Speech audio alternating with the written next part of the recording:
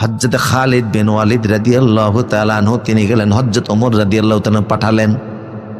মদিনার সেই চিরসেনা জুব্বাটা, সেই পাতলা জামার কোন রকম জুব্বা গায়ে দেওয়া, মাথার মধ্যে টুপি আর খাপ মুক্ত তলোয়ার।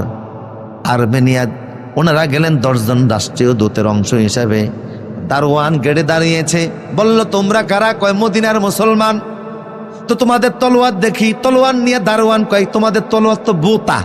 কি বোতা? তলোয়ার বোতা বুঝেন নি? কি নেই, টান নাই। এই তলোয়ার দিয়া তোমরা দুনিয়া বিজয় করো। শুনছে তোমাদের ওমর নাকি অর্ধেক দুনিয়া বিজয় করে নিয়েছে এই বোতা তলোয়ার দিয়া। যাও। খালিদ বললেন আমাদের গেট ছেড়ে দাও, আমরা রাষ্ট্রীয় দূত, রাষ্ট্রের প্রেসিডেন্টের সঙ্গে আমরা কথা বলবো। কথা বুঝেন কিনা? চলে গেলেন ভিতরে। আমার ভাইরা, সব প্রেসিডেন্টের আশেপাশেই কিছু সামসা দালাল আছে না নাই? দেখবেন যারা প্রেসিডেন্ট হয়, প্রধানমন্ত্রী হয়, তারা এত খারাপ না দালালরা যত খারাপ। কথা কন না কে? সামসাগুলি যত খারাপ হয়।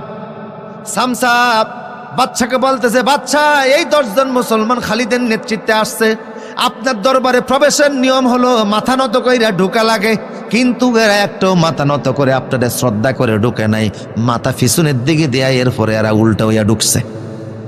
সুবহানাল্লাহ বলবেন। বাদশা বলল, খালিদ লিমা তাসজুদানি, কেন আমারে সেজদা দিলা না, মাথা নত করো নাই? খালিদ বলল, লা আসজুদু ইল্লাল্লাহ, আমরা আল্লাহ ছাড়া কারোর সামনে মাথা নত করি না। লা না'বুদু ইল্লাল্লাহ, আল্লাহ ছাড়া কারোর ইবাদত, আল্লাহর সামনে, আল্লাহ ছাড়া কারোর সামনে আমরা সেজদা দেই না, কুরনিশ করি না, মাথা নত করি না। তোমারে করব কেন? বাদশা বলল, আমারে চিনো নাকি? আমার সিকিউরিটি গার্ড হলো 80,000।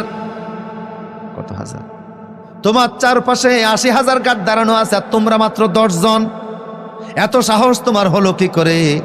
হযরত খালিদ বলল, 1000 লক্ষ মানুষ যদি কবরও থাকে, একজন জিন্দা মানুষ কবরস্থানে দাঁড়িয়ে থাকাটাই যথেষ্ট।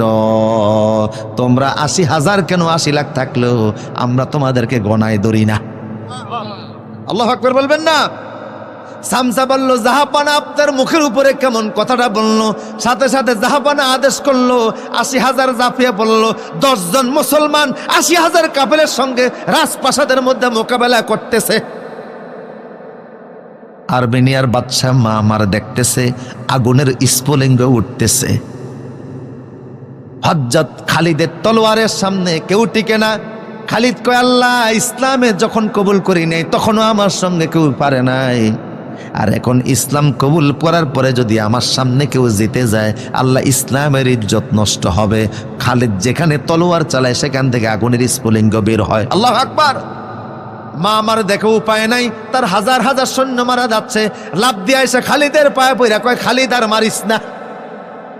সাল্লাল্লাহু বলবেন না?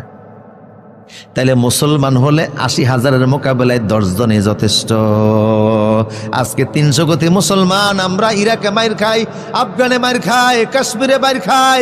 বুঝা গেল যেই ইমান নিয়ে আমরা বিজয়ী হওয়ার কথা ছিল, সেই ইমানটা আজ আর নাই।